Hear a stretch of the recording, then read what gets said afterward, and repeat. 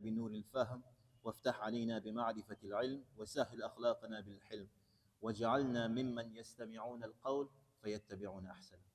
رب اشرح لي صدري ويسر لي أمري واحلل عقدة من لساني يفقه قولي.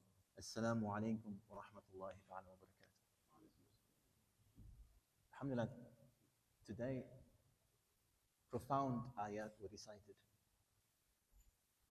And I would be lying if I said that I could do justice to any of them. But inshallah, biqudratillah, I will try my best to relay what I understood from the ayat that we recited tonight. And I will start with the question that Allah subhanahu wa ta'ala asks at the end of Surah Al-An'am. And remember, we recited the bulk of Surah Al-An'am yesterday. And in that, Allah subhanahu wa ta'ala establishes what your most important relationship is supposed to be. And so he asks this question. He says, قُلْ يا Muhammad, say to them, أَغَيْرَ اللَّهِ أَبْغِي رَبًّا وَهُوَ رَبُّ كُلِّ شَيْءٍ. He says, can you honestly seek another Lord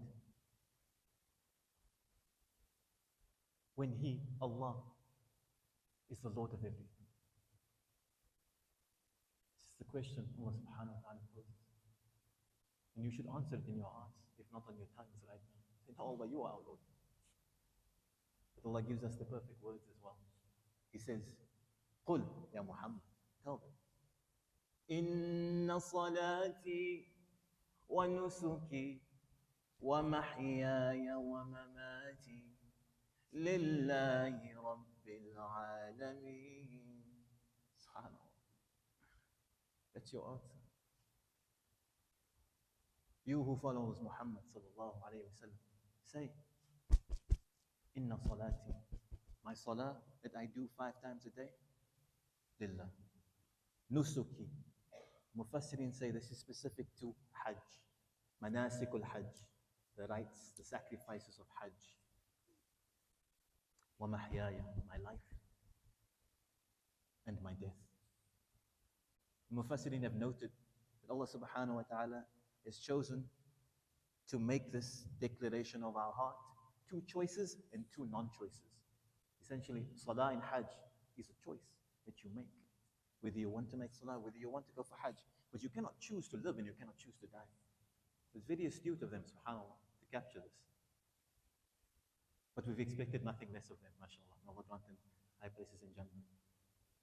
And they say, because in this, Allah subhanahu wa ta'ala is relaying a secret. The secret of secrets. And what is the secret of Allah's secrets? Ikhlas. Sincerity. Because the next ayah affirms it. لا شريك له وبذلك أمرت وأنا أول المسلمين. There is no partners. لا شريك له. There are no partners for him. No partners belong to Allah subhanahu wa ta'ala. There's no partners with him. Nothing can be associated to him. I have been commanded to that. وَذَلِكَ أُمِرْتُ. Who commands? I command myself after Allah subhanahu wa ta'ala showed me irrefutable proof that He is the Lord. So I commanded myself. وَأَنَا أَوَّلُ الْمُسْلِمِينَ. And I'm the first to submit. The first to be Muslim. Ibn Ajiba says that, he records in his tafsir, he says, Suhail ibn Amir says that, ask the question, what is the hardest thing in the dunya to do? What is the hardest thing to do? And he answered, ikhlas. And they asked him why. Because the nafs has no part in it. That's why. The nafs shares no part in ikhlas. It doesn't get any benefit from it. And that's why it is hard for the self. SubhanAllah. It's deep. This is the end of Surah Al-An'am. And this establishes your personal relationship with Allah. Individual salvation, so to say. Yes, we can agree? Individual salvation. And now we move to Surah Al-A'raf. And Allah subhanahu wa ta'ala poses a different question now. Because Surah Al-A'raf, the language changes. It changes from ana, ana, ana. See, in Surah Al-A'raf, it was all I, if you noticed. It's all about I. Salati, wa nusuki, wajjahtu, wajahiyya, me. And the language now changes in Surah Al-A'raf to Ya Bani Adam, O children of Adam. Ya Ummah, O nation.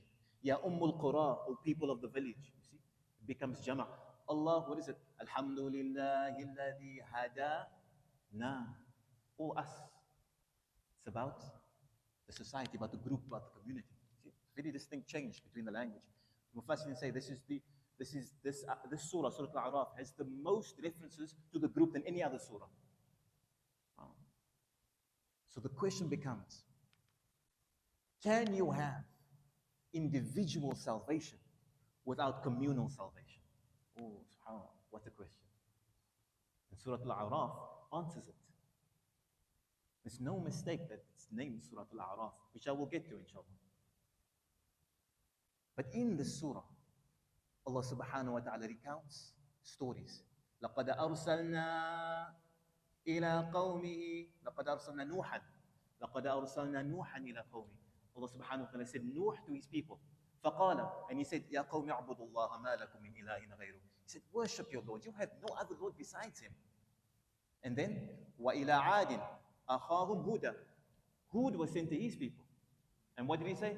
قَالَ يَا قَوْمِ اعْبُدُوا اللَّهَ مَا لَكُم مِّنْ إِلَٰهٍ غَيْرُهُ. He says, worship your Lord. You have no other Lord besides him. وَإِلَىٰ ثَمُودٍ أَخَاهُمْ صَالِحٍ. Salih, the same thing. And Lut, Ya Rab, Lut goes to his people and he says something to them no one else said before. He said, مَا سَبَقَكُمْ بِهِ مِنْ أَحَدٍ مِنَ الْعَالَمِينَ. He says, you are doing something so despicable that no one in creation have ever done it before. Not humanity, in creation. مِنَ الْعَالَمِينَ. If no one in the creation has ever done what you've done. And also he mentioned Salih as well. وَإِلَى مَدْيَنَ أَخَاهُمْ صَالِحٍ. Salih was sent to Madian, he said the same thing. But it's the same thing over and over again. Allah relays these 5 stories in Surah Al-A'raf. They go, they call their people until only a few believers follow and they get salvation. But the community, the rest of that society is destroyed. Right? So it brings about a very interesting question.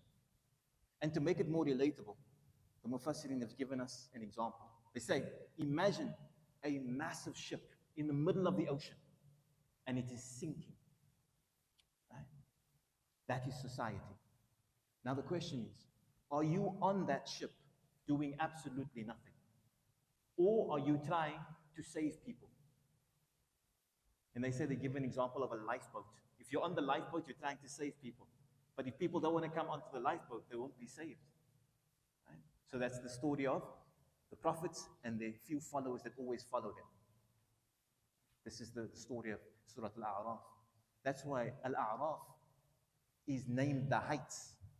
Because Allah subhanahu wa ta'ala relays a story about these people who will be on the heights.